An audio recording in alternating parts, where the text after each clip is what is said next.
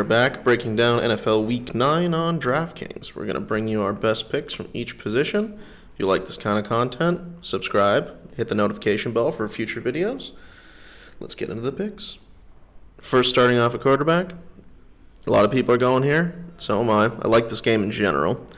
As you'll see later with my wide receiver pick, which you could probably already guess, Drew Lock. Drew Lock makes sense here. Atlanta loves giving up points, and this is what I like right here. Kansas City, decent defense. Chargers, 40 attempts. 20 points isn't killing you here at 5,200, and the stacking options are just awesome with Drew Lock this week.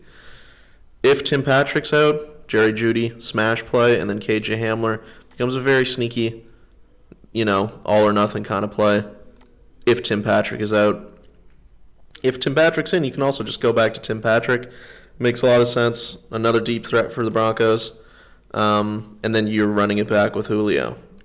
Julio makes a ton of sense. He almost always gets you there. He's, 36 points, 27 points, 23 points. Can get you there in a big way and help you win a big tournament. And I don't think he's going to be crazy owned. That makes a lot of sense. That's my quarterback play. Also look out for this situation here. There's a lot of moving parts in this game. If Phillip Lindsay's out, look out for Melvin Gordon because, he got 7 targets in that last game against the Chargers. And if there's one thing we know about the Atlanta defense, what do you want to hit him? You want to hit him with running backs who catch the ball out of the backfield. Melvin Gordon is that guy for the Broncos, and he could have a pretty darn good game if he's getting, 80% of the snaps with a guy like Lindsay out. My favorite running back of the week. Gave you guys the Dalvin Cook call last week. It worked out well. I can't fade him this week. This reminds me of prime Christian McCaffrey. 20 points, 17 points, 21 points. You've got a floor of almost 20 points. An average day for him is around 30 points, and then he can do things like that. 8,200, if this was Christian McCaffrey here, Christian McCaffrey had been healthy this whole time, and you had stat lines like this, he'd be 10,500 coming off that 51-point day. Dalvin Cook, I will probably be running in about 50% of my lineups. I think he's projected for around 35 to 40% ownership, which makes total sense. He's just too cheap. Mint matchup at home, everything you could possibly want in a running back play, but everyone already knows that my play is going to be James Conner. Antonio Gibson, last game, Dallas, the new Dallas Cowboys, who look about as bad as the Jets or possibly even worse. Let Antonio Gibson go crazy on him. James Conner can probably do the same thing. They look like a mess, Dallas, and I don't think he's going to have, that many problems indoors. It's probably going to help him absolutely crush this team. Catches passes out of the backfield. He's not the most efficient guy in the world with the touches that he gets, but the touches are definitely there. You're getting perfect matchup, huge favorite, $6,900. He hasn't gone completely nuts. This is pretty good in here. And I think if he is going to have just a crazy day, it's going to be against this Dallas Cowboys team. James Conner, won't even come close to the ownership of Dalvin Cook, but he will carry ownership. This is possible. It's tougher. This is the craziest thing, a $4,900 defense. But the way that the Dallas Cowboys have looked, they could definitely get you there at $4,900. I'm not into paying for defenses most of the time, but this price tag might keep their ownership down. And, they had an 18-point day against Baltimore, $4,900, that'll do. 18-point day against Cleveland, $4,900, that'll do. Now it'll kill you if they get 7, 8, 2.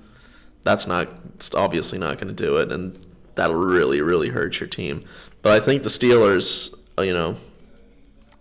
maybe of any defense on the entire year, that's the favorite defense to get 30 points on this particular day. So this kind of stack can work if you're using James Conner as opposed to a Dalvin Cook. But with the quarterback that I just gave you, you can still get there, even with the crazy defense. Like, Drew Lock is cheap. Very cheap.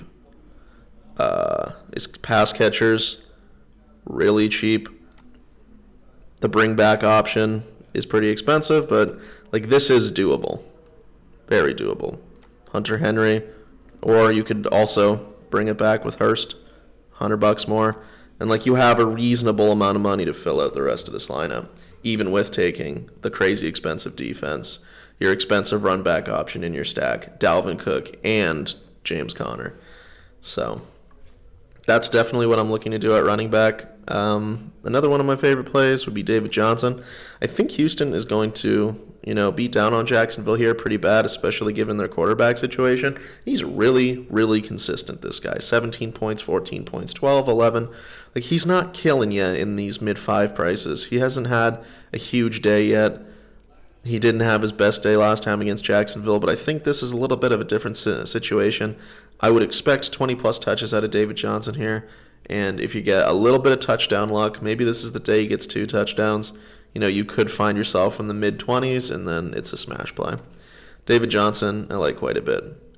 And also, remember, keep your eye on Melvin Gordon, because that situation could get quite decent with Phillip Lindsay out. On to wide receiver. You guys know, Julio, it's going to be my dude. Going to have the highest exposure in my stacks and all my lineups to Julio Jones. I absolutely love that. Kind of another one of the can't miss guys is Keenan Allen this weekend. 7K. He's getting a little bit more appropriately priced, when he was 62. How did his price not go up there? 6,200, it's way too cheap. You can still make the argument that he's too cheap, just especially on a PPR side. The amount of receptions he gets, he just starts with like 10 points just out of receptions. It's pretty good. It's 7K in a mint matchup. Justin Herbert likes the guy, and he's just peppering him with targets, and I don't see that stopping anytime soon. 7K, that's pretty safe. I like that quite a bit. Brandon Cooks, 5,500, looks fantastic. I think most of the production goes to David Johnson because I don't think the Jacksonville Jaguars are going to keep up, but Brandon Cooks can get there in a couple of catches, and he could be the reason they get up by 14, then David Johnson takes care of the rest. 5,500 in this mint of a matchup, tough to turn down for sure. You guys know how I feel about these Denver guys. If Sammy Watkins is out and you want to get real cheap, Demarcus Robinson is at least viable. 16 points last time against the Jets. Carolina defense isn't killing you. This is possible only with Sammy Watkins out, though. We are looking for John Brown. There he is. That's an interesting spot because Seattle, I think they rank 30th. It's very bad, Seattle secondary. And John Brown came back off injury last weekend against New England. New England's tough. The worrying thing is he only got 2 targets. But I think with an extra week, he's going to work himself back into this, and he could have one of those days, or even better, because this is such a good spot, and this is projected to have so many points. I think this could be the John Brown bounce back spot. Blech. Tongue twister a little bit there. 4,600, he's a great one-off. You can include him in stacks to get unique, because I think most people are going to go to Diggs. Rightfully so. Diggs is also a great play in this spot. But Diggs is going to have crazy high ownership. John Brown makes some sense as a bit of a sleeper. Let's move on to tight end. Kelsey. Don't really need to say too much about Kelsey. Waller is in a pretty solid matchup here. Seemingly always gets the targets. He can do this. 31 points. There's not a lot of tight ends that can do that. Super consistent type. Usually doesn't blow up the board, but he has it in him. Can't say anything bad about that at 5,800. Hawkinson I wouldn't be going to with, maybe if Stafford's playing, you could think about Hawkinson, but it seems like Hawkinson's always overpriced. He got 10 catches in that last game. That's pretty good. But this is during this stretch, 5,200, 10, 9, 10.99. It's not really getting you there, and I'm not really seeing the upside. Like a Waller has a huge upside, a Kelsey has a huge upside, Noah Fant, they can all break slates. I'm not really sure if TJ Hawkinson can do that. And at 5,100, if he does get you these 17 points like he did against Atlanta in Week 7, that's good, but he's not exactly necessary either. So I would much rather go to a guy like Noah Fant. Guys already know, Denver, Atlanta, that's going to be my favorite game. He has definite upside, and he gets consistent targets. Atlanta is not very good against tight ends. I think this could be a little bit of coming out party for him. Matters where the ball goes, obviously, because there are some mouths to feed. It gets even more interesting if Tim Patrick is out. So there's that. I also like Hayden Hurst quite a bit. He's the other guy that I want to use in those Denver-Atlanta stacks with Julio, Hayden Hurst. Again, gets the targets, red zone threat. I'm not convinced Denver's going to be able to cover these guys on the Astro turf in Atlanta.